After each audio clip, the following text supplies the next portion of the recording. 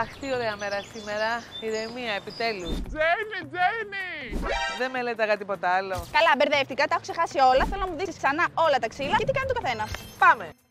Αυτό τι είναι? Αυτό είναι δρύς, είναι σκληρό ξύλο. Το βάζουμε αφού έχουμε ανάψει το τζάκι μας και βγάζει πάρα πολύ ωραία ζέστη. Δεν καίγεται γρήγορα και είναι ιδανικό για τα τζάκια μας. Εμένα πόσο θα μου το αφήσεις? Για την γλυκιά τζενούλα μας, 120 ευρώ το κυβικό. Δωράκι δεν έχει? Πάντα βάζουμε δωράκια, το ξέρεις αυτό.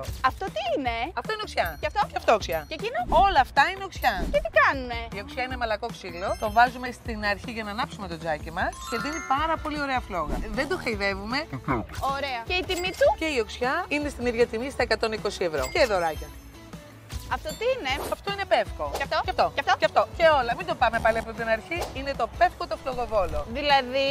Ανάβει φωτιές. Είναι μαλακό ξύλο που το βάζουμε στην αρχή για να ανάψουμε το τζάκι μας και να μας χαρίσει συναρπαστική φλόγα. Βρε Τζένι, ξέρεις τι? Πες μου. Μου μυρίζει κάτι ευχάριστο, μια ωραία μυρωδιά. Αυτό σου μυρίζει. Πορτοκαλιά, σκληρό ξύλο και κατά την καύση είναι μια ευχάριστη μυρωδιά. Αυτό που μύριζες πριν από λίγο. Α, ωραία. Σε ευχαριστώ πολύ για όλα. Θα ξανάρθω αύριο, θα το σκεφτώ. Αύριο. Πάλι.